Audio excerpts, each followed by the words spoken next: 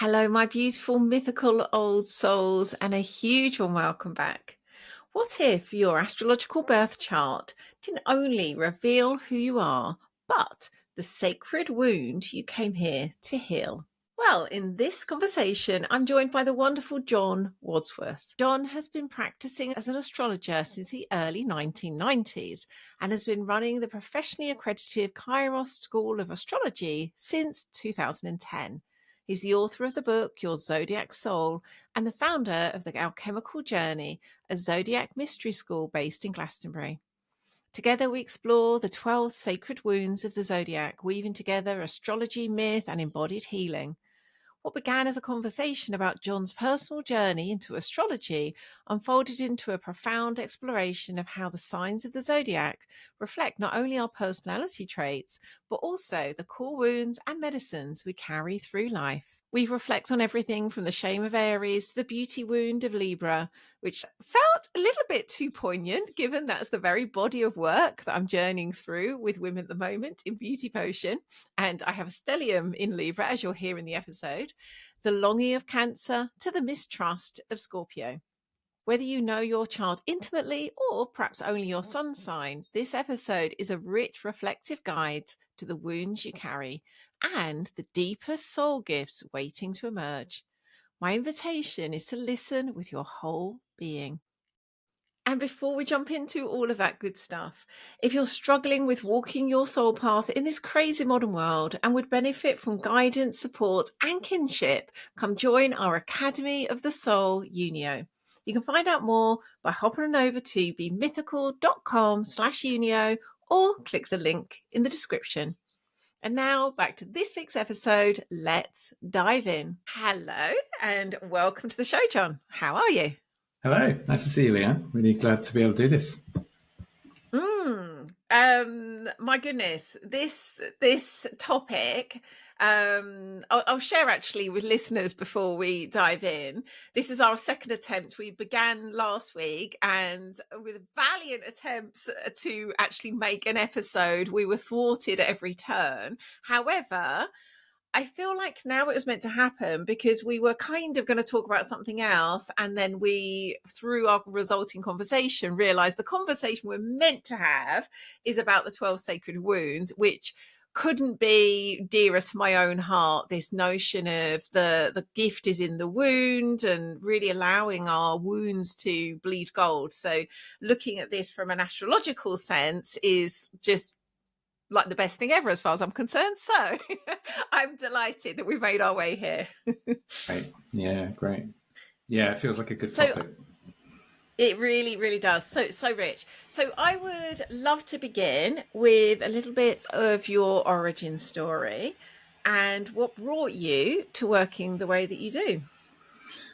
Okay, so it all began quite a long time ago now, back in 1990.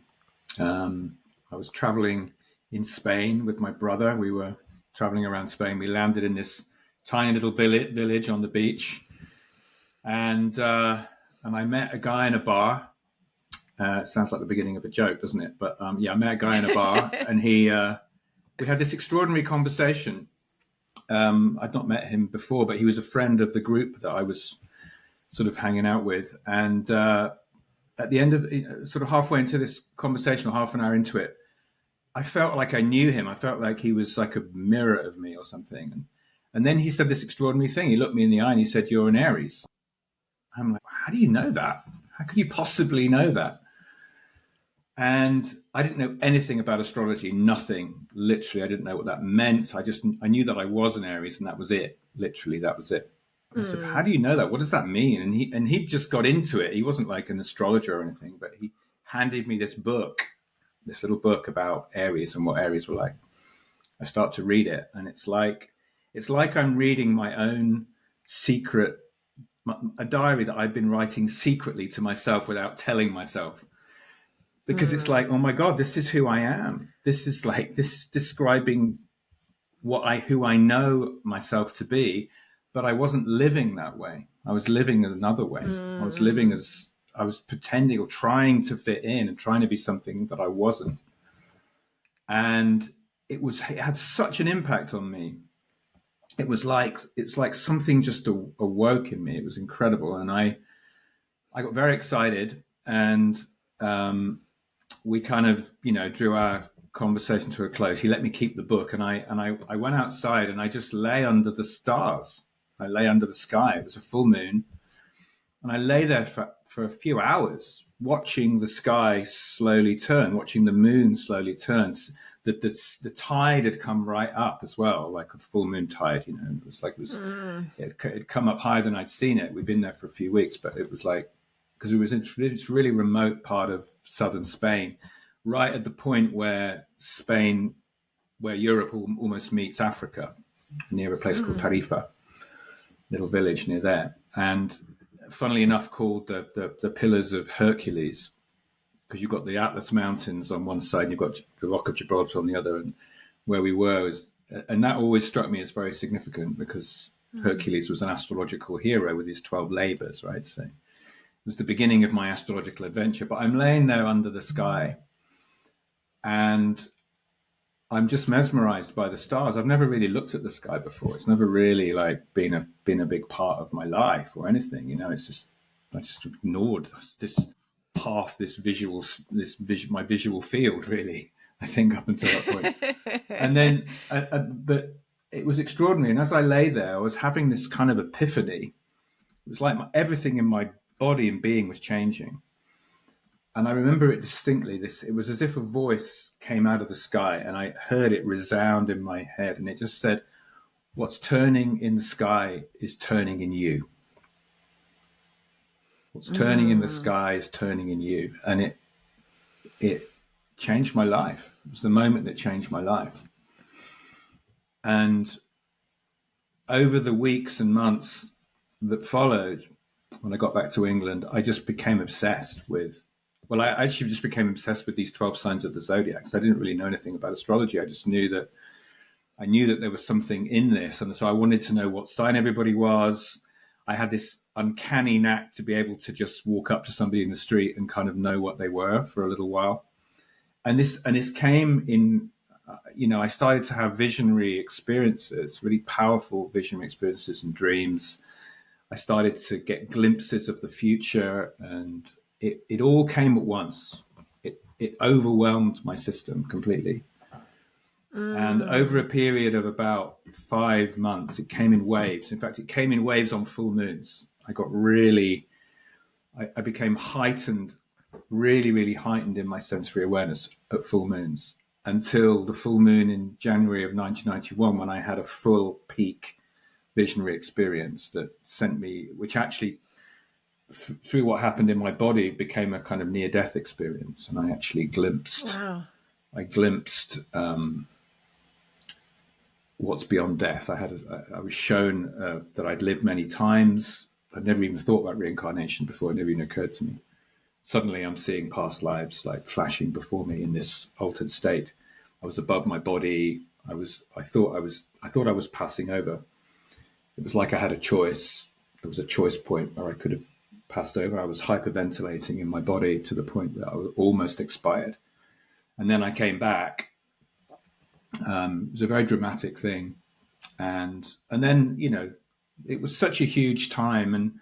But it was astrology that somehow awakened this incredible passion and incredible life force and energy and confidence as well. I became confident in who I was for the first time ever. I'd been very lacking in that through my teenage years, and it's led me into quite an unusual life. That experience, in a way. I was leading a very conventional life before that. Didn't have a single person around me who had any interest or knowledge of any of this. So I literally had to go out and find new friends and start again.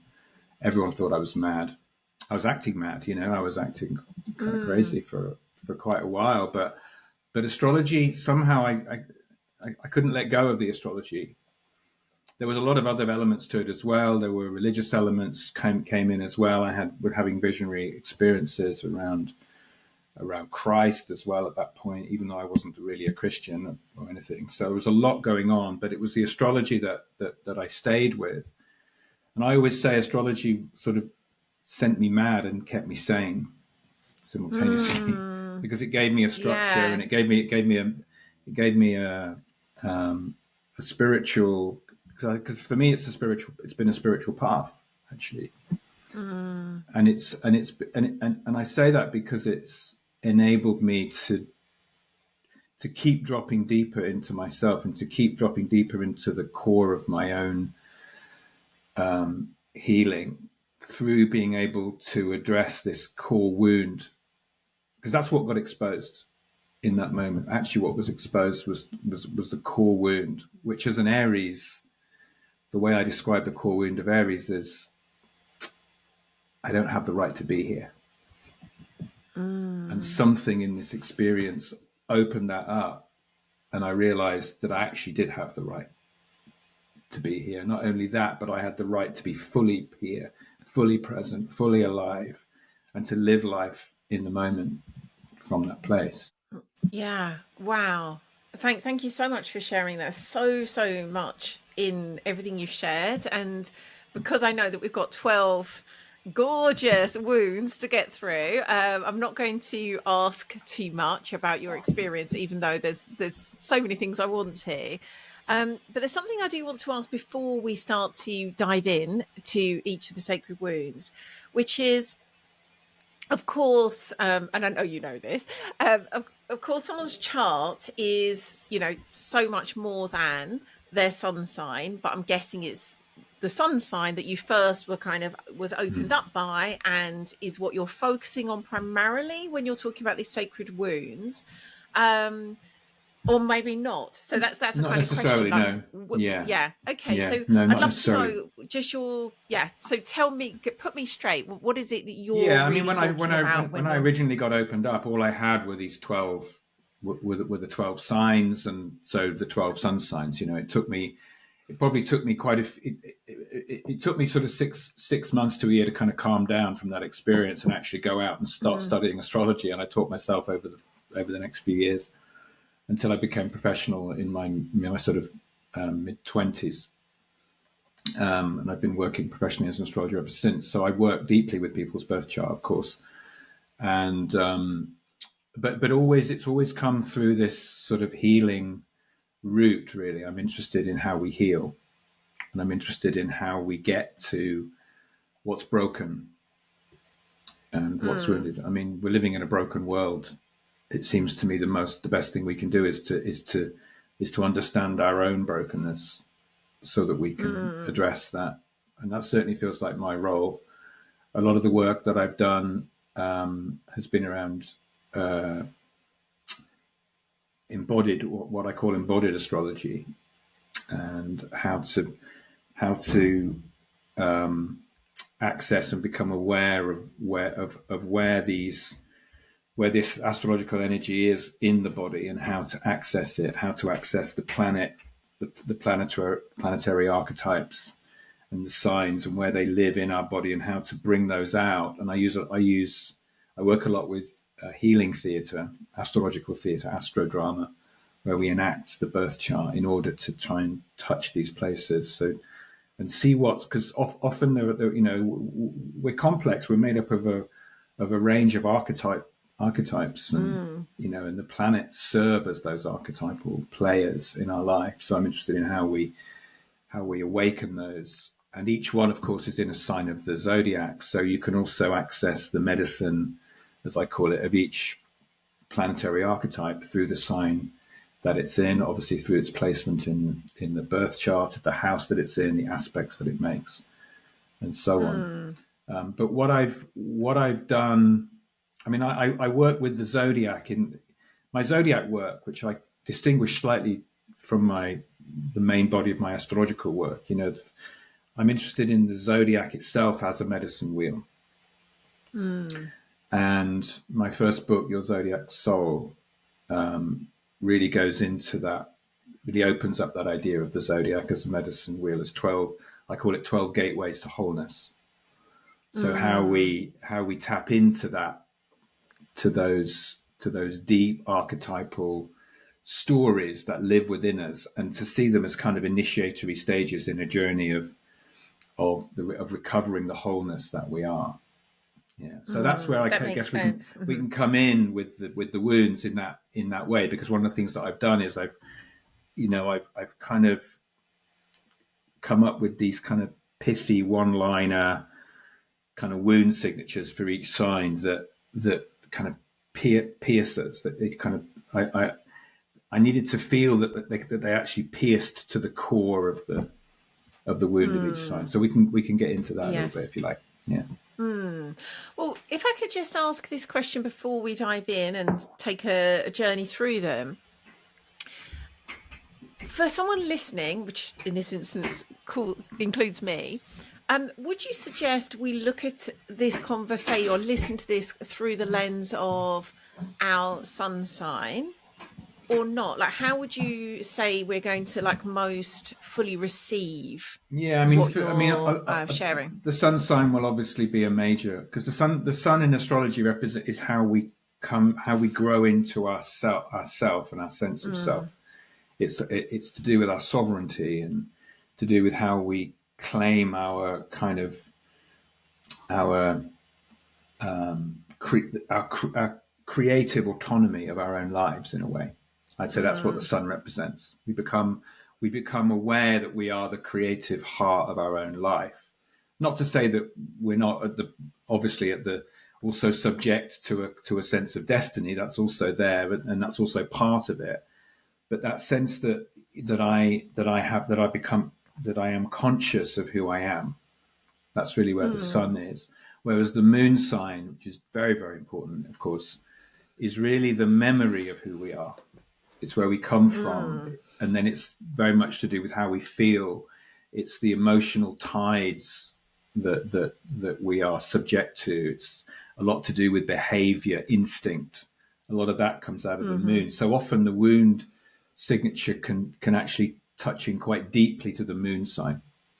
So you might hear the wound signature strongly through your moon sign, equally through your ascendant as well, your rising sign, which is the your first interface with the world. Often we tend to look more like our rising sign than we do like our sun sign, because it's the first impression that we make on the world. Right? The first thing that a person sees comes as an imprint from the rising sign, and then the sun sign sits just behind that, but you can't hide from your rising sign. It's sort of written all over your face. You and I have the same. You and I have the same one, right? We're both Pisces. We share this, rising, which means we can be anything. We're chameleons, right? We can just shapeshift and change, and into But that's So that's the first. So that's also you'd also be touched, I think, by the wound signature of your rising sign. And then, of course, you've got your Mercury sign, your Venus sign, your Mars sign as well, all these different archetypes. And, of course, Chiron. And I was going to come to Chiron. Yeah. So the other, of course, we have in astrology the Chiron archetype, the wounded healer. Chiron was discovered in 1977 and its discovery seemed to correspond with a lot of the awakening of it came alongside a lot of the complementary medicine coming into more to the fore. It came in line with a lot of the plant medicine traditions from South America and so on. The book The Way of the Shaman was written that year that Chiron was discovered, which was by Michael Harner, a very influential book. So shamanism, plant medicine start to come in very strongly around the Chiron time. I think because they often, when these new planets are discovered, and they carry the archetype of the myth of Chiron, because Chiron was the centaur, half man, half horse, who was the mentor to the heroes like Hercules and Achilles and Jason and so on in Greek myth. But he was he was wounded by his with a poisoned arrow from his student rather, Hercules. And because he was immortal, he couldn't heal from it, or rather, he couldn't die. So he couldn't heal it. So he just suffered with this wound. And try as he might, he tried to heal his own wound, and in that process, he learned the deep arts of medicine, and became the master healer of others, but always having to carry his own wound, having to bear his own wound. So the Chiron archetype is really this archetype of the wounded healer who carries the wound, but actually through their deep knowledge and understanding of it and their capacity to be vulnerable in the face of it, actually that is the medicine. So this idea that the wound informs the healing vocation in a way, that resonates Yes. so And deeply for me personally, and I know it does for many other people as well, especially in these times. yeah. Yeah, it's been one of my real favorite archetypes and just ways of seeing the world that just makes so much sense. It's one of those things, I think, as soon as you are kind of initiated by Chiron, it's like, oh, it now all makes sense. And so I think there is just in this conversation a need to kind of acknowledge Chiron, even if it's not our Chiron position specifically we're going to be talking about. Well, we could be talking about that. I mean, this is the other thing, is to be aware of the Chiron position, and it could be that actually is where it really touches in. I mean, it's difficult for me to discern the two because I'm born with an exact Sun Chiron conjunction in Aries, so my Sun and Chiron are right together. Hence why, Of course, yes. this was so powerful when it awoke in me and when I was awakened to it, because the wound was so much connected with my sovereignty and my sense of who I am, that's what it was. So Yes. strong. Yeah. Perfect storm right there. Right there. And so it may well be that listeners, if they are somewhat aware of their chart and know the different placements they have, they could be listening through that lens, but they may get lots just if they only are really aware of their sun sign. And I guess, as you know, I've got quite a fat Libra stellium, and so I'm guessing, if we have something like that with a lot going on in a particular sign, it's likely that we're going to be feeling a lot of that particular Absolutely. wound. If you've got a lot of planets in one sign, then the medicine of that sign is going to be felt very strongly. Yeah. Okay, So, let's dive in. Take us on a tour. Okay. Well, let's go from the beginning. I mean, I already said with Aries, this, because Aries is so much about the birth. Aries is really the birth trauma. Comes out of the birth trauma, which is the, so we come into this world, we're cut away from this incredible, security, and all our needs are met in the womb, and suddenly we're thrust out into this world of and so the Aries wound really links to that original kind of impulse, whatever it is that draws us out, what our soul is drawn out into this world to meet the world, and the raw vulnerability of that, and the Chiron in Aries, or the Aries wound, is very much, I don't exist, I don't have the right to be here. I don't know if you can. A lot of us born in the late 60s, early 70s have this wound, because Chiron spends a long time in Aries. Actually, it's in Aries at the moment as well. But it was there from 69 to 77, something like that. So, it's one that a lot of us carry, and it's, you can feel that, so what that tends to bring up a lot of shame. So Aries carries a lot of shame around just being here.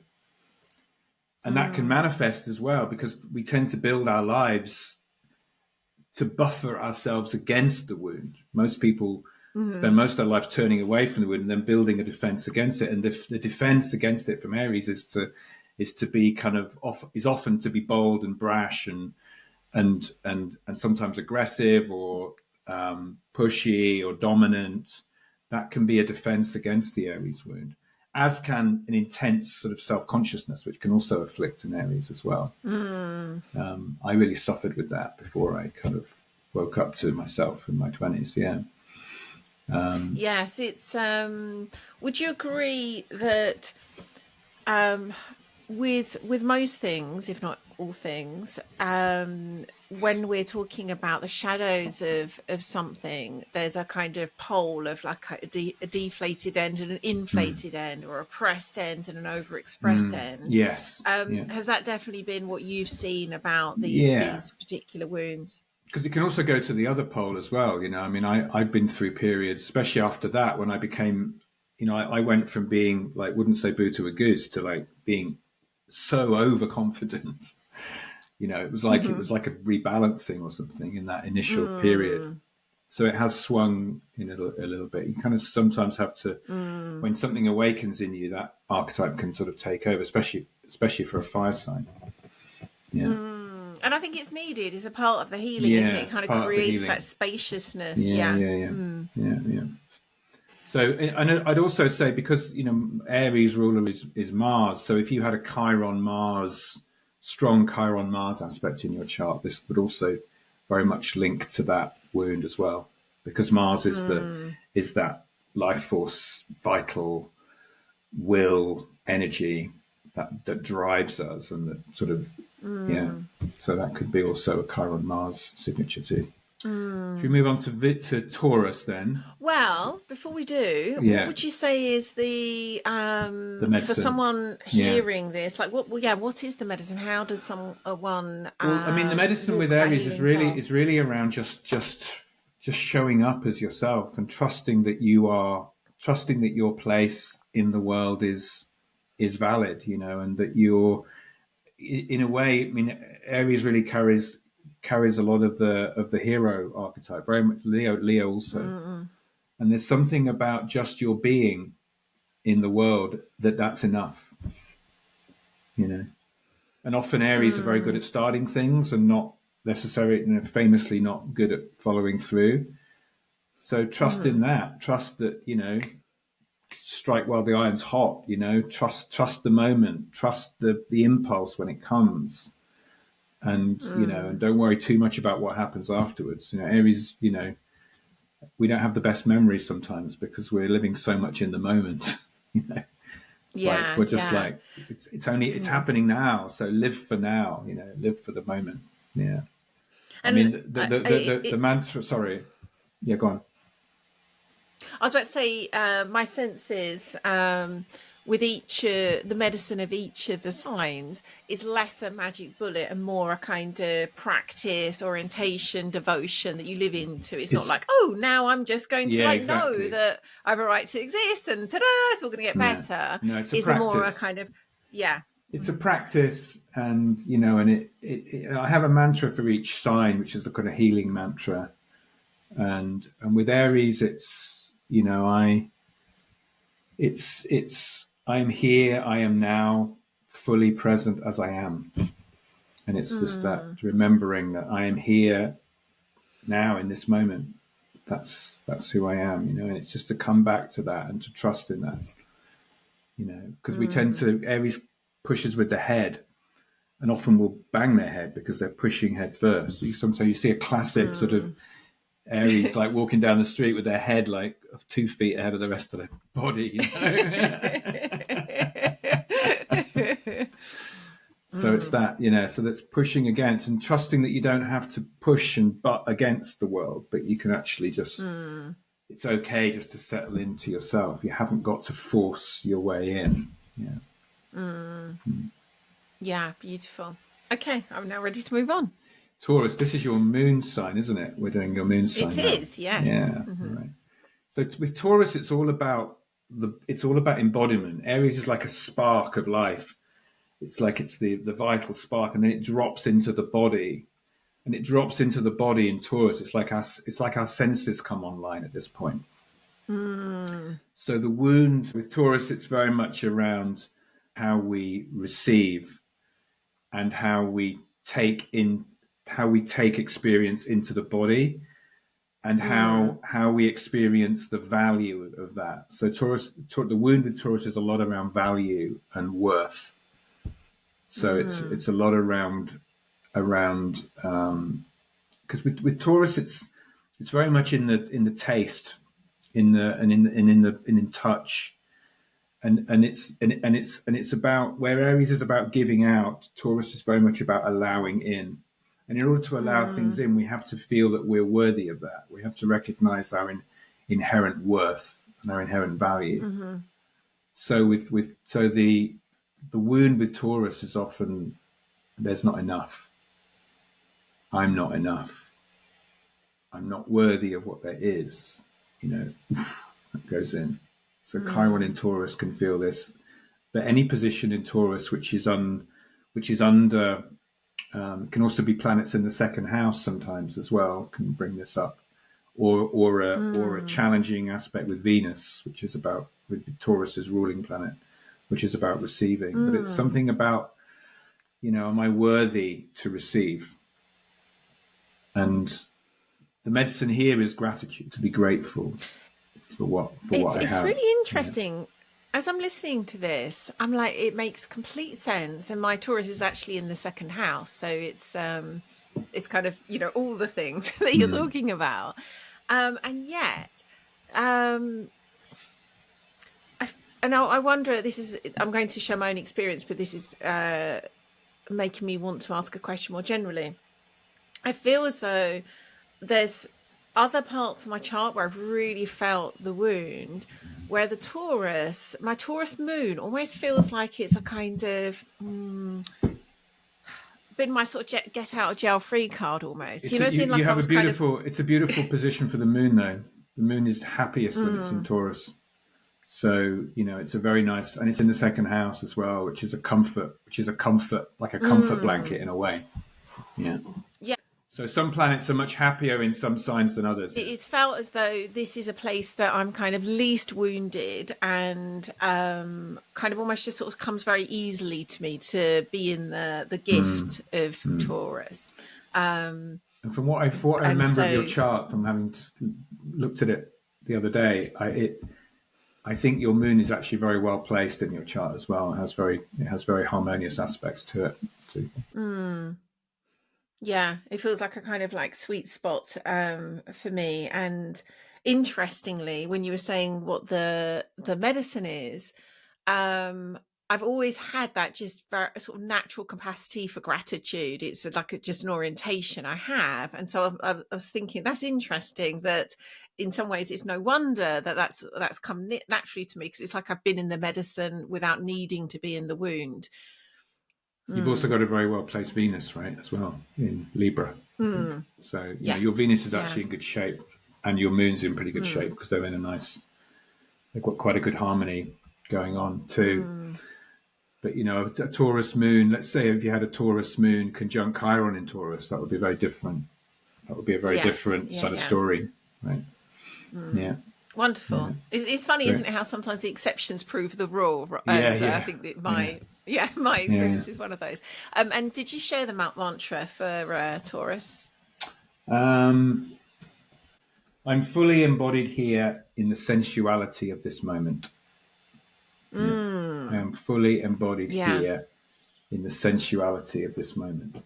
This is the thing. It's like to allow the senses, to trust in your own senses, to take time, to slow down, to just allow yourself to receive all the bounty of life, like being in a garden.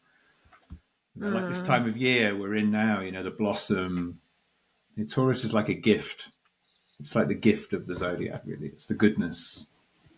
It's just allowing that in. That's why the moon feels so happy there, because it's, the moon wants to feel safe and things are familiar. And Taurus goes, it's okay. We're just going to slow down and we're just going to we're just going to breathe it all in. And it's okay. Yeah. That sounds exactly like how I experience the world. So wonderful. Okay, let's move on. So Gemini takes us into the air element, and it takes us into language, it takes us into ideas, it takes us into dialogue. Gemini has a lot to do with dialogue, so it's a lot to do with the sense of hearing and speaking, communication. It's what we pick up, it's the way that we interpret what we see in the world. And it's also where we substitute the stuff, which is Taurus. Taurus is very involved in the stuff that we can see, touch, hold. Whereas in Gemini, there's this move toward, I can give that a name, and then the name can almost substitute for the thing itself. So it becomes, so we learn then to trade with words and ideas. We learn to negotiate. We learn, and we become very clever. So Gemini is the cleverest of the signs in a way, ruled by Mercury, the trickster. And so we learn to make things up. We learn to get around situations. We learn to use language to get what we want. to convince or coerce or cajole or manipulate or enchant with poetry, or or we become orators and we use rhetoric and so on. So all of this arises in Gemini, and it arises quite early as well in the child's development. When we learn to speak, and like the precocious child will learn to get around their parents and learn to, they'll use their kind of clever devices to be able to get what they want very early on. But the wound here is, I'm not heard. Or my words are lost. I'm not being listened to. I'm not being heard. Do you have anything in Gemini? The moon. Yeah. Oh, okay.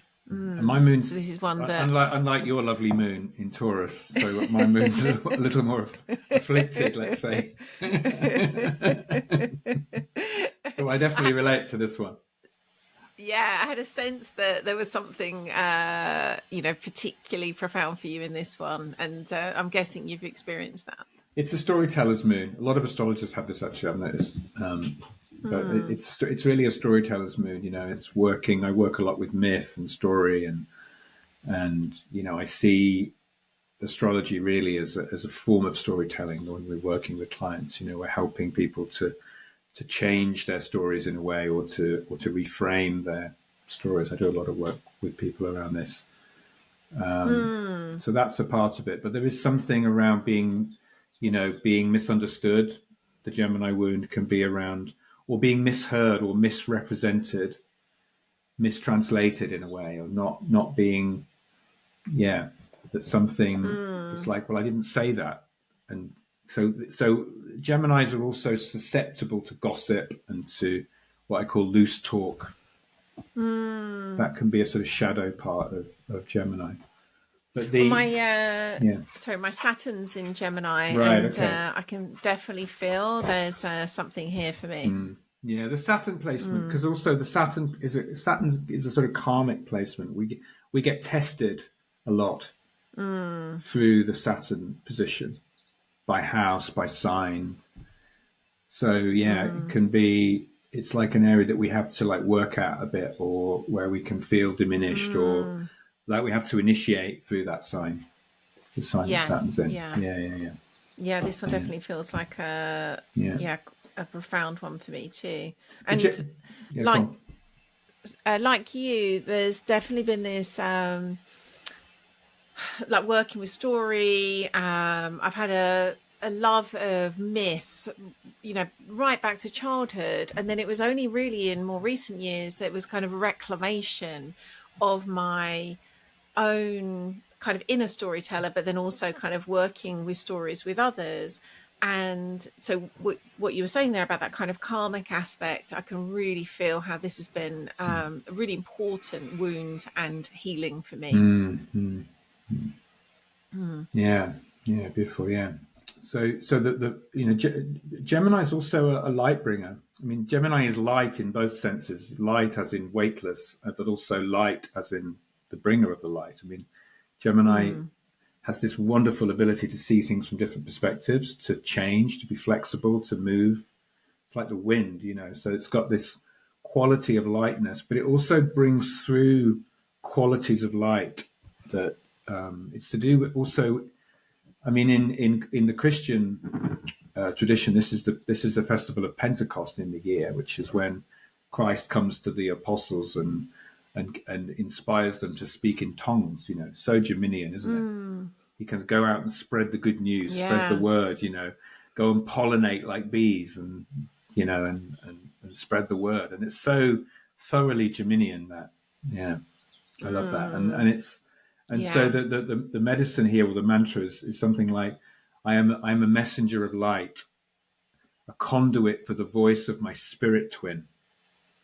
I think we're born. I think we're born with a part of us that doesn't incarnate. That's the idea of the spirit twin. And I think, I don't know if you had an invisible friend when you were little that you spoke to, but I think when we're really small, we're still connected to that. And I think the impulse to communicate is actually coming from there. We're trying to communicate to that part of us that didn't incarnate, to that spirit twin. And it's like, well, who are you talking to? It's like, and of course that gets kind of bashed out of us really early on, doesn't it? Because we're supposed to be paying attention to the person who's meant to be drawing our communication out, when really we're perfectly capable of doing that ourselves, finding our own way, whether it's verbal or non-verbal. I've been very interested recently in these non-verbal autistics who are able to communicate. Oh, the telepathy tapes. Isn't it incredible? Oh my gosh, just blown my mind. And it's resonating so deeply, so incredible. And that there is this, just because we're not speaking doesn't mean we're not communicating, right? And I think that for sure, very young children, we have this ability still in us to communicate. And that's where communication is arising from. So that's all very interesting. Okay, moving on to our next one. Cancer's the first of the water signs. So we've gone from fire to earth, fire Aries, earth Taurus, air Gemini, and then we're into water, the water sign Cancer. And here we drop into feeling, we drop into a sense of belonging, a sense of home, a sense of where we come from. It's the awakening in a way of our emotional life. I always think of Cancer as like as the first tear, or as the welling up. Cancer's like a wellspring, and it's the welling up of tears, the welling up of feeling. And it's a very sensitive and gentle sign, Cancer, but it's really there's this longing for home, this longing to belong. So the wound here, when there's a wound signature in this sign, like Chiron in this sign, or if there's something that is trying to, we're trying to access, this wounded place. It's like I don't belong. I have no home. I have no tribe. Where's my home? It's a lunar wound, so it can be like a Moon Chiron connection. Often people will feel that with a Moon Chiron connection, or Chiron in Cancer, or or any of the Cancer positions. I mean, again, the Moon is at home here. The Moon is in Cancer, but it can still be felt as a deep need to know where you belong, to know where you come from. I'm really noticing, it's interesting that thus far I've had something in each sign, apart from this is the first one I've got nothing in. And it's interesting, this is the first one that I don't really feel resonance with, which again is kind of sort of proving your whole philosophy around this. You've got a lovely moon position. It's interesting, isn't it? Yes, your moon is really content, and you can probably magnetize a lovely home to you. I imagine with your moon in Taurus, that would have been a priority, would be to find a lovely place which feels secure and safe. Is that true for you? Yes, absolutely. Yeah. Yes. So it's interesting that, isn't it? But this is such a deep one for so many people. This sense of belonging. Where do I belong? Who do I belong to? Absolutely. It's deep wound, often with the mother or with the family. This feeling like the odd one out, feeling like you don't fit, feeling like you don't belong. Yeah, it's very, very painful. Yeah. And the medicine here is exactly. I've got it roughly, but I've got it exactly right here. I'm connected to the source of my being, and I remember my origins. I'm connected to the source of my being, and I remember my origins. Beautiful. Because we can, Cancer needs to remember. It's important to remember. It's all very well saying, okay, well, we're moving on. The future is more important than the past. All of those things, but for that lunar part of us, that Cancerian part, we need to know where we come from. So we need to honor that embodied sense of home. Yeah. To honor the ancestors, to honor that sense of what's continuing through us, right? Yeah, beautiful. So on to Leo. So with Leo, we're back into another fire sign. And Leo comes off the back of Cancer, So if we've made a strong root and a strong sense of connection, emotional connection to home in Cancer, then we can come out in Leo with more confidence. Because Leo is really about the expression of the sun, ruled by the sun. So it's this sense of sovereignty, this sense of presence, of leadership, natural leadership, creativity. Leo is the natural leader of the zodiac, right? So there's a lot here around sovereignty, around it's so the wound here is it's also about showing up. With Aries, it's about Mars bursting into life, having to have that courage to come through and live. With Aries, with Leo, it's more about how to sustain that, how to sustain your presence in the world, how to step into who you are and hold that position of power or that position of leadership and to be seen. Leo's wound is I'm not seen. Or I'm not seen for who I am. Yeah. Or I'm not recognized for who I am. Yeah. That thing of not being recognized as you are. And I think it's a father wound. It's often linked to not being recognized or not being validated or not being championed by the father, or by the It's archetype interesting of the because father. Yeah. it's another one where I don't have anything in Leo.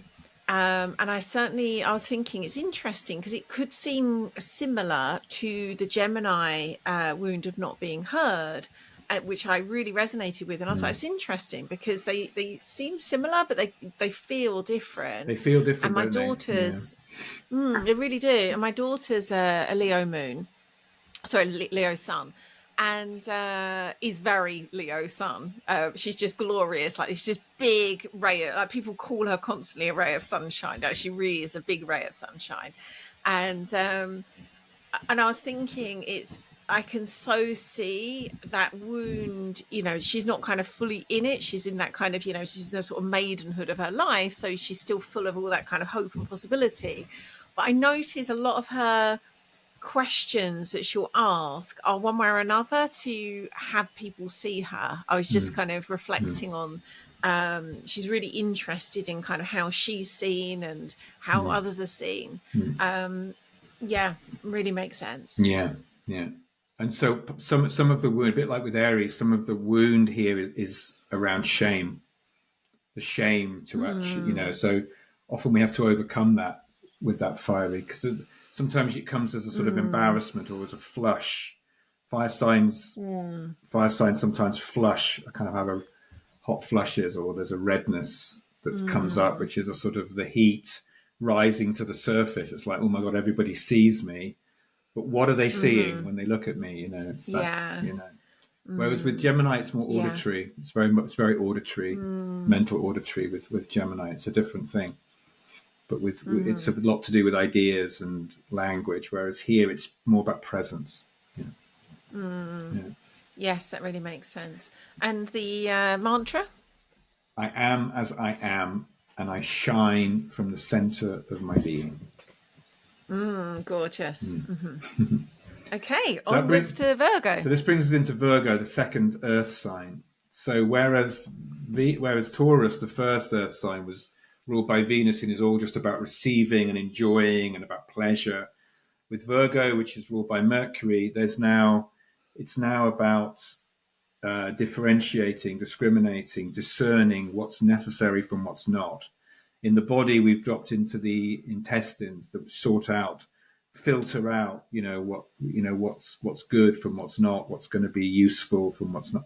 It's the sorting of the wheat from the chaff at the harvest season of the year. It's got a lot to do with applying the mercurial capacity for analysis to the stuff of the world and to the body as well. So it's a lot to do.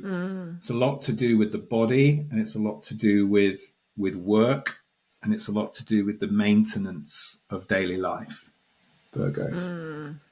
And got a lot to do with control as well. Virgo needs to have a level of control over the daily tasks of life. I mean, Mm-hmm. I think it's a right of it's a very misunderstood sign, Virgo, I think, and it's very misrepresented as well, because it's deeply feminine. It's a Mm. deeply, deeply feminine image. It's a virgin and child. Mm-hmm. But all our stories around virginity are all so twisted. We're meant to Mm-hmm. believe in the virgin birth, as if that's, and then that becomes a kind of model for how to be a woman in the world somehow in Christianity. It's so Mm. distorted, and so it sort of makes sex dirty and something that we should be ashamed of. When really, virginity in the original sense, the earlier sense, was a chosen rite of purification that a woman of sexual Mm. experience would make a choice and say, well, I'm withdrawing Mm. my sexual energy because I'm concentrating on my own inner sexual alchemy for this period of time. And so that rite, it's a rite. It's not an imposed, it's not an imposition of Mm. celibacy or purity. And I think that the distortion in Virgo, because a lot of these wounds come out of cultural distortions. I talk about this in my book, Yes. how Mm. the distortion of Virgo is a kind of Puritanism, or the Mm. Protestant work ethic, or work hard and you'll go to heaven, or stay pure and then God will love you, or something. When actually this is Mm. really about a much deeper creative you know creative energy. I see Virgo as the kind of creatrix of Mm.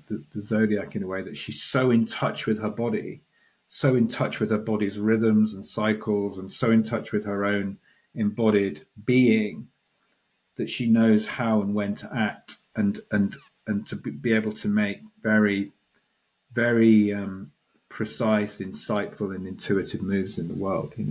Mm. But the wound here, when we're wounded in this place, we don't feel that we have any control over the world, over the body. So my wound signature here is I don't have control over my own body. Mm. Gosh, yeah. And it feels, I know I've done a lot of work with women, and that feels as though it's such a common wound for women in particular. It Mm. may well be for men in particular. It's just so much my work in this area has been with women. Mm. Um, mm, the story of Vasilisa the Beautiful comes to mind. Are you familiar with that story, and the way that she has a doll which is kind of like her instinct and Mm. intuition, and it kind of does the tasks? It's very Okay. Virgo Yeah. um archetypal story, actually, in many different ways. There's lots of kind of like sorting one thing from another. Mm. um but there is this kind of opening to trust that intuitive, instinctive wisdom that gets the task done. Mm. Yeah. Yeah. That's it. Mm, And it's trusting that your yeah. body, you're trusting that you know how to do things as well. And then it's life as a Mm, practice, lived as a practice, lived as a ceremony.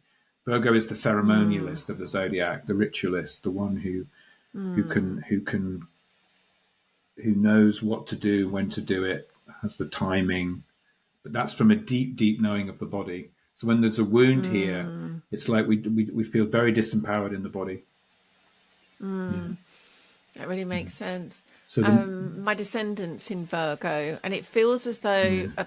it feels kind of like more like a memory than it does a kind of active wound I'm in this lifetime, interestingly. We can be very What overcritical is, in Virgo as well. That's the thing. We can be incredibly critical of mm, ourselves, of others, and and intolerant of when things are not exactly as we want them. But that again comes out of this mm, wound of not being in control, not feeling in control yes. of our own body and our own Mm. lives. So the medicine here is I discern what is essential to my well-being, and it becomes my practice. Gosh, yeah, such needed medicine, really is. Yeah. So if I dare, let's go on to Libra, Libra, and okay. given how much I've got in Libra, this could be painful. So Libra is the first sign of the zodiac where you're actually meeting a sign. We're now meeting a sign opposite to one we've already encountered. The first six signs are a Mm, kind of, in a way, I call them the six signs of personal mastery. And then the next six, the second round of the wheel, we now have to reconcile that now with how that meets the other. So we're now bringing this sense of otherness into it. So Libra really archetypally is all about otherness, all about relationship, all about opposition, all about what happens when we look in the mirror or when somebody else comes into our life, and the recognition that they're a mirror of us in some way. So Librans are often comparing and contrasting themselves with others, and their impulse is to relate, to be related, to enter into relationship. It's ruled by Venus. It's very much about beauty. Now, Venus is also the ruler of Taurus, which is very much about embodiment, sensuality, connection with nature, and connection with the senses. In Libra, it's a more aesthetic kind of beauty. It's a beauty that's linked to proportion, harmony, tone, sound, because it's to do with the air. It's an air element. So it's about agreement. It's about making agreement. It's about things being in accord, being in agreement. And so it's a beauty which is, it's to do with a kind of beauty which is also connected with balance. So, but there's a sense with Libra of, and this is often the case with the Sun in Libra, because the Sun is in a very strong place in Aries, but is, because it represents the rising sun, whereas Libra is the setting sun, or it's the autumn time, where the sun in a way is compromised in a way, and therefore has to. It's beautiful because the beautiful colors of autumn, the beautiful colors of the sunset, that where the color spectrum is revealed. So again, Libra is an artist really in that sense, but the wound is often around the relationship. How do I second guess what you want? So the wound here is if I don't give you what you want, you'll leave me. If I don't look the way you want me to look, you'll turn away from me. If I don't reflect back to you what you want to see, you'll reject me. Yeah. Something like that. It's a beauty wound. Yeah. Yeah. It's a beauty wound and a relationship wound. You just gave me chills.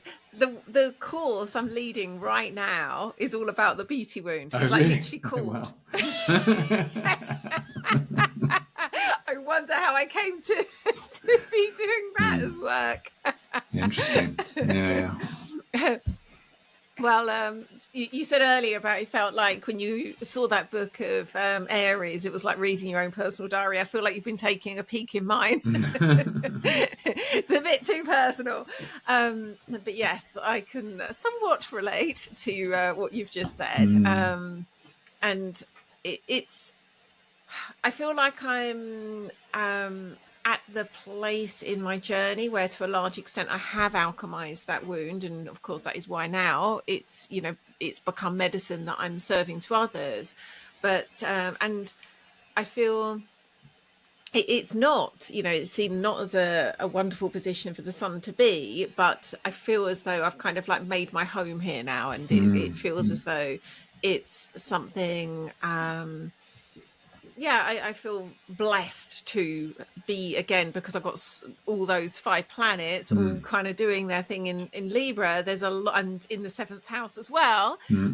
Everything you've spoken about just feels like, yes, that's been my life in short. And it's so focused on other, on union, on balance, on harmony, and everything you've said. Well, the medicine here is I come in peace, I walk in beauty, and I choose the middle path. Oh, yes. Yeah, couldn't have said that better. Thank you. Which brings us to Scorpio. I feel like that was for me personally, but I appreciate it. So Scorpio takes us deeper. So we're back into the water element again. But this time we're at a crisis point in the zodiac, because we've now reached a point where we have to confront death, loss, the end of the illusion of our personal ownership of things, because here in the seasonal cycle, we move through the autumn period with the sun in Libra into that. Well, we're in the autumn period now, but where we had all those beautiful colors of the leaves turning color, we now have to face them falling from the trees and starting to rot back into the ground. So in a way, Scorpio is the composting phase of the year. And the impulse is to go down and in and deep into the soil, into the ground, into the underworld. And so here's where this is the shadow sign, in a way, or the sign of where we have to face the truth of who we are, not just the glory of who we are, or the impression of who we are, but actually the deeper truth, which means that we have to face death. And we have to look at death. We have to look death in the face, and we don't want to do that. Our culture doesn't want to do that. Generally, we're not well educated in that in the West. Unlike every other culture, which it's a central teaching, right? I mean, it's like the most important thing you could do. And every culture that's gone before this modern one, it's just ours, isn't it? So distorted. But so this is so Scorpio often gets a bad press because of that. Because actually, Scorpio is like, no, I want to know the truth. I'm not interested in this facade. I'm not interested in you looking good. I'm not interested in you. I'm interested in what actually what your deepest and darkest desires are, what your fears are, what makes you who you are. So a Scorpio will mistrust what is shown to them, and will want to penetrate beneath the surface, And you can feel that in in that time in the autumn, when the nights really start to draw in like a dark cloak around you, and you kind of feel that.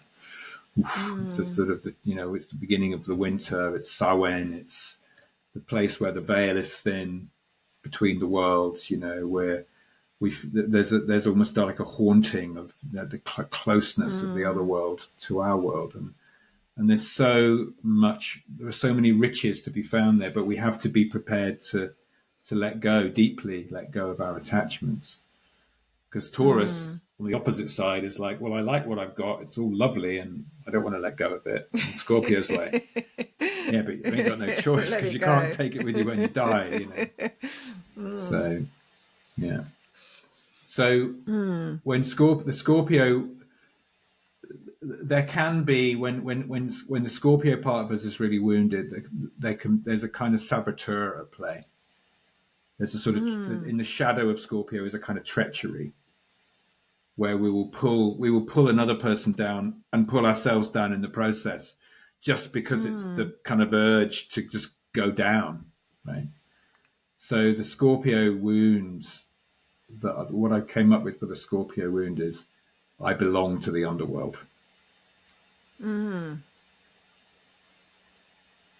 Which is, which I guess comes in this ultimately like a sort of mistrust of oneself. Yeah, it's a mistrust. That mistrust of life, others. It's a mistrust of life, isn't it? It's a mistrust of the goodness of life. It's like everything's rotten. It's black pill territory, isn't it? It's like everything's rotten. There's no hope. Yeah. There's a hopelessness in it, which I think if you're plunging down into the dark, you kind of, it's almost like, well, you can lose sight of when you're just immersed in it, you can lose sight of it, of why you're doing it, even, or of what it's for, and you just feel that pull down, So it can take a person into some, but sometimes that's a necessary, it's the wounded place. So it comes out of the distortion of the fact that we're not educated or encouraged to look at the darkness. So we haven't integrated it into life.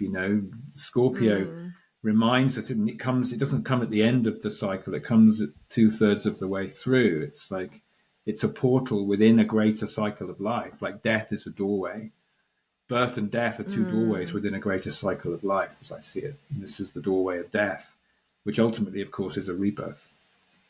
as we see when we Yes. get to Yeah. Sagittarius, which brings us back, So, yeah. So the medicine of Medicine Scorpio. is I face my own shadow, and in so doing, I honor the depth of my soul.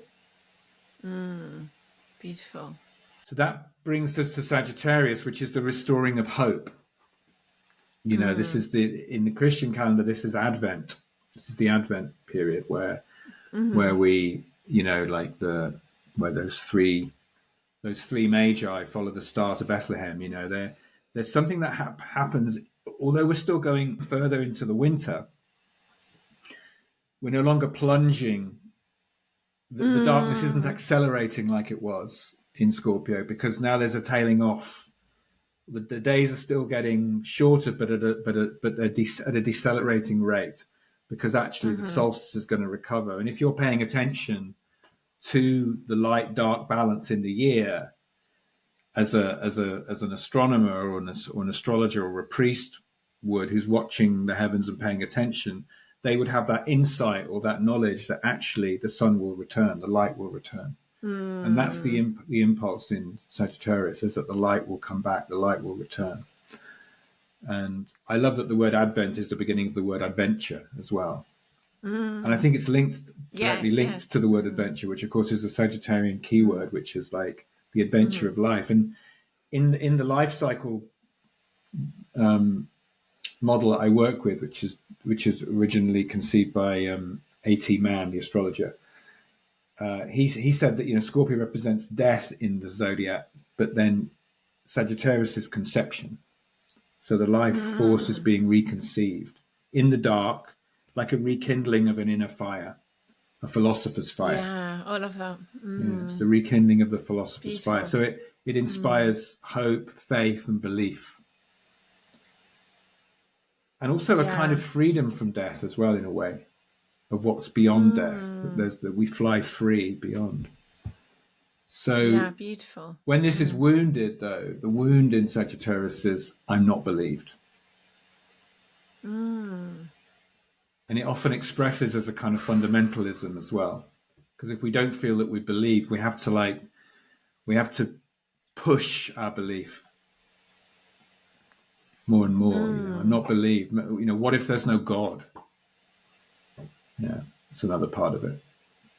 What if there's no God? Yeah, it's I really felt that. I think I've tended, because I've got, as you know, my Jupiter conjunct Neptune in Sagittarius, and I can really feel so much of what you've shared here. And I think how we were talking about, there can be kind of one shadow expression or the other end. And I think instead of sort of turning into that kind of more sort of evangelical, this is what you must believe, I think my pattern has been more to kind of go inwards and not actually share what I believe. That's been a real practice to express what I believe, and to kind of like be and I think also because I've got the opposition with Saturn, so my Neptune and Jupiter are opposite Saturn, and so it's kind of felt like a real journey for me, kind of between those two. So yeah, but we don't have time to kind of go deep on any of these, I know, and I keep thinking we need to go through, but it's also, I want to reflect as I go, because so much of what you're saying has personal meaning. But on to the medicine. I know the way, I am guided by the stars, and I trust that my aim is true. Oh, I love that.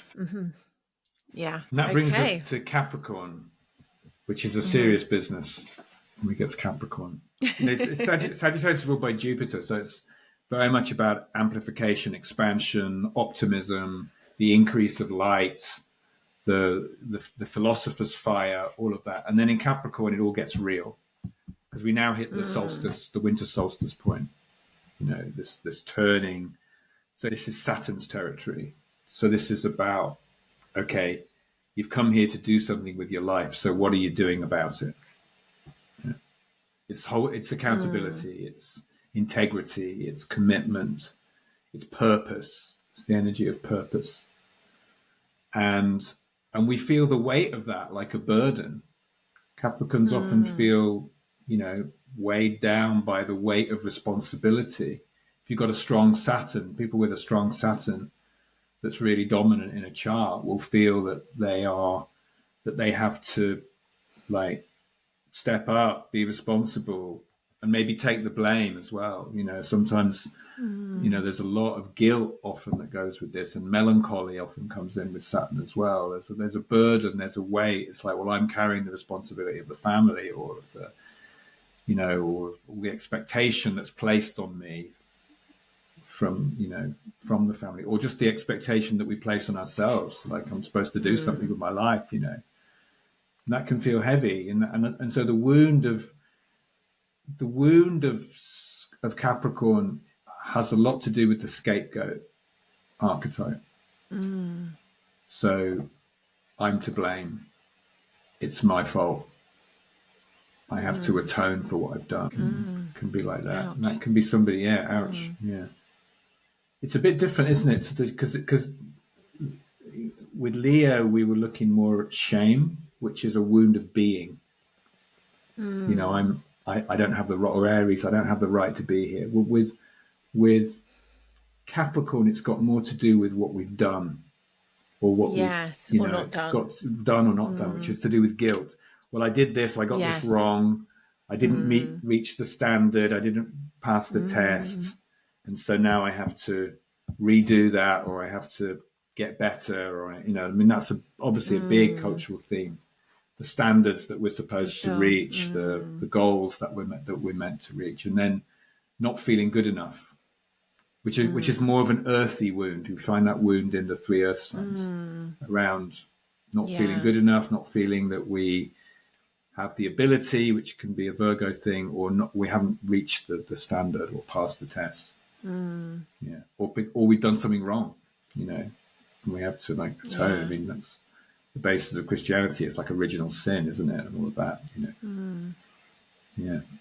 So the medicine, the much needed medicine. The much needed medicine here is I carry the wisdom of the elders and the strength to complete the task I'm set. Really carries that old medicine. I mean, this is why the initiates like Christ and Mithras, and there's this tradition of that the initiate of the age of the spiritual initiate is born into this sign, Capricorn, because they carry the wisdom. It's sometimes called the gateway of spirit, the Capricorn gateway. Yeah. Gorgeous. Okay, penultimate wound. Aquarius. Aquarius is back into the air element again, and it's also traditionally ruled by Saturn, but also in modern astrology by Uranus. So there's this. So Aquarius breaks out of the mold. There's still control here in Aquarius, but it's the control of ideas. It's got to do with the way ideas form, the way they constellate, the way that the mind. It's to do with systems and networks of thinking. So Aquarians are very tuned in to the network, to the matrix, to the system, to the forms of the invisible world, the template of life. I sometimes call it the wiring under the board, how it's all connected together in ways that we can't see, right? How, it's all of that, we were talking about telepathy earlier, and this idea that there's a way that we communicate that is very intuitive, it's that tuning in, that raising of the vibration, that hope that we have for the future of where we can all sort of live more in harmony with one another. It's very connected to community. It's very connected to this kind of idealism. Can be a kind of utopianism with Aquarius as well. So we create, and it's very connected to technology as well, and to, we've got Pluto in Aquarius now, which I think is showing us some of the shadow utopias, right? This idea of like, we can all live, but it's got to be deep enough, Like a Scorpio is often very suspicious of an Aquarian with their fine ideas, because Scorpio will go, yeah, but have you gone deep enough, or you just bypass it, Whereas Aquarius, we need the hope that Aquarius brings. Sagittarius and Aquarius both bring a kind of hope, but Sagittarius brings it more in the sort of questing, fiery form, and Aquarius brings it in the more idealistic or ideological form of like, if we organize ourselves in this way with these principles and values and ethics, then we can all live better together as a society. So it's very much a societal wound or community wound as well with Aquarius. But it's a lot to do with seeing as well and perceiving, but perceiving in a wider systemic way. Yeah. And often with Aquarius, we feel that we are not part of the community or not part of society because we're so different. And I always talk about Aquarius as the difference that we are and the difference that we make.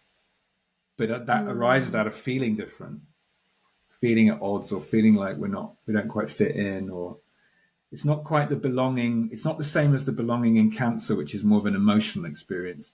It's feeling like our ideas are accepted within the wider whole, within the system. So the wound with that really makes sense. Yeah. So I was about to say I've always had this kind of kindred spirit feeling with Aquarius, people who have a lot of Aquarius. I've got, as you know, I've got a Uranus conjunct Sun, and I've got my Mars and North Node in Aquarius. And so I guess I've got a healthy dollop of Aquarian in me. But that sort of sense of being other, being different, being weird. But I see that so much in others. And I suppose the Libra in me is kind of like always looking to others through the mirror. And I always just have this a real sense of just love and appreciation for those kind of out and proud Aquarians. You know, it's just like, yes, we need you. The Aquarians, Sorry, they're tending to the group. Leo is tending to the heart, to the self, to the passion, whereas Aquarius is tending to the circle, to the periphery. Aquarius really comes in at the periphery, whereas Leo comes in at the center. Leo is like the burning heart, whereas Aquarius is sort of the cool witnessing from the edge, from the periphery. So Aquarians often feel like they're at the periphery. So it's paradoxical. It's the sign of community, and yet Aquarians will always feel like they're slightly outside of the thing that they kind of instigate in a way, you know. Yeah, for sure. So sorry, I interrupted you. You were about to say the wound. The wound here is I'm in exile. I'm in exile. So I'm one removed from the community. So it's a belonging, but at a level of ideas, or not belonging rather, at a level of ideas. And it can, I mean, we haven't had time to go into this, but I also talk about, there's a way of looking at personality disorder related to the zodiac. And with Aquarius, it can lead to kind of dissociation. Like I'm so different so we can tend to dissociate in Aquarius a bit when the wound is very strong. But the medicine here is around remembering that we are bringing that light to the world in a way. And as the water bearer as well, I enable the waters of life to flow in service of humanity's highest vision. Oh, gorgeous. So we can feel the responsibility again, like we felt the responsibility in Capricorn. But here it's at a level of ideas, right? With Aquarius being an air sign. Yeah. Finally. So onwards to our last one. But not least. Pisces. Where it all dissolves back into the dream. Yeah. Because in Aquarius is like a sort of crystalline grid. You'd think, well, this would be a good place to finish, where we've got everything is perfectly aligned ideologically, but actually it all has to dissolve again back into the dream from where it all emerged. And so Pisces is like that feeling of feeling connected to everything, and feeling the pain of the world, feeling the suffering of the world, but also being able to dissolve into the bliss of deep connection as well. So Pisces feels everything, and but also because there's so much suffering in the world, Pisces feels all the suffering of the world, and so often it's just too much. and they'll want to escape. So the sort of the shadow of Pisces is a kind of escapism.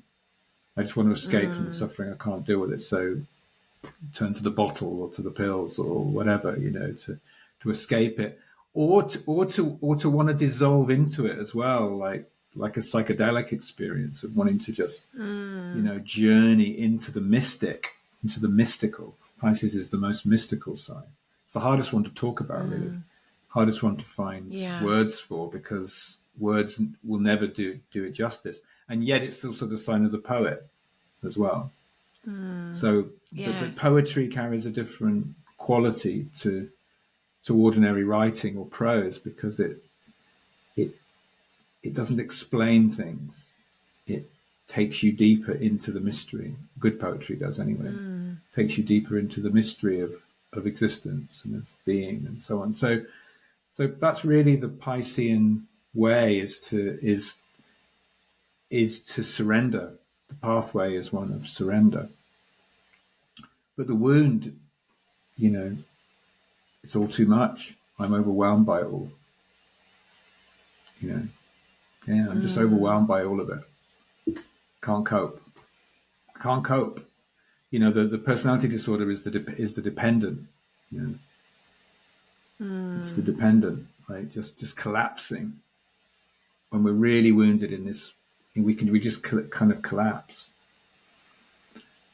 But the medicine is to remember that we are connected to all of it, actually, and that's just how it is. We're all entangled. I'm entangled with you. You're entangled with everyone around you. We're all caught in the same current, on the same stream. We're sort of tied like the fishes, karmically, to one another, but pulled along the same current. And I think that when we realize that, it allows the compassion to arise in us, because the medicine of Pisces is really compassion. The medicine of compassion. Yeah. And compassion comes out of a recognition of the suffering that we share, rather than feeling overwhelmed or responsible for it or pulled down by it. We just recognize that it's something that we share. And the origin of the word passion is actually suffering. It means suffering, which is interesting, isn't it? We don't think of it meaning that. It's like the passion of Christ. It means the suffering of Christ on the cross, and there's something of that. But that suffering also inspires us to want to heal, or it brings us back to healing again, So passion that arises then again in Aries, as we come back to life, is that passion to return to that condition of oneness. I mean, there's this juxtaposition of passion and compassion, of the will to individuate and become ourselves, and the surrender back into the oneness, which is Pisces medicine. Yeah. Jonathan, the co-founder of Be Mythical, he's a Pisces sun. Thing you've described, you and I have got the Pisces ascendant, but he takes that to a whole, his whole life is kind of learning how to be with suffering and to kind of alchemize it into something beyond that, something beautiful. And so what's the mantra of Pisces? I am not separate. I'm one with all beings. Gorgeous. And in some ways, perhaps the medicine for all of us. It's the oneness. It's the oneness. That's what we feel with Pisces. The oneness. We all want to. At some level, we all want to. If we can surrender into that as a practice, not like completely all the time, but as a practice, that's a very good practice. And I think all of these. I say in my book, that it's not. Whatever sign we are, if we can enter fully into each of these 12 gateways as a practice, then we can remember what it is to be whole, because we carry all of these within us. Some of them are more pertinent to us, in that some of them are more problematic, or some of them we need to do a little more work on, or we need to dig a bit deeper to get to the medicine. But it's a complete cycle of life. Gorgeous. Well, thank you so much. This has been it's a longer episode than usual, but it needed that, and I'm really glad that we've been able to kind of give the space to really go through each one of Once we them. started, we had to finish. We couldn't Yes. stop halfway, could we? This is always the thing. Forget the other six. I suppose we could have done a part one and part two, but we're going to come back and do a part two on a different, well, not necessarily a completely different topic, but a semi-different topic. But this has been, such a pleasure for me personally, and I'm sure for listeners too. Speaking of which, where can listeners find out more about you and your wonderful work? My website is Kairos Astrology. That's Kairos astrology.co.uk. Yeah, I've got courses. I run a 2-year program, astrology training. First year foundation, where you're just really diving into your own chart. You study your own chart for a whole year, and you really learn birth chart interpretation. I've got a new course starting in October for that, and then I have a second year for people who want to go on to professional practice, which is the diploma year, which is accredited. So it's a proper training. And then I also run workshops, courses, pilgrimages, which we'll maybe talk about next time more. I run tours to Egypt, also sacred tours of Egypt. Wonderful, which may be, I mean, it might be that we're suddenly showing a different topic entirely, but it may be ancient Egypt that we focus on next time. So I'm very much looking forward to that. Brilliant. Yeah. Thank you so much, John. Pleasure. It's been really such a delight. Yeah. Great. Thank you. I very much hope you enjoyed watching that. And if you did and you're not already subscribed, then do hit that bell thingy and subscribe to automatically get each fresh new episode as it's released each week. If you'd like to find out more about the work we do at Be Mythical to guide and support old souls in this new world to live their own unique myth, do hop along to bemythical.com and you'll find out all the ways you can join us and go deeper with us on your own mythical journey. Lots of love for now. Mwah. See you again next week.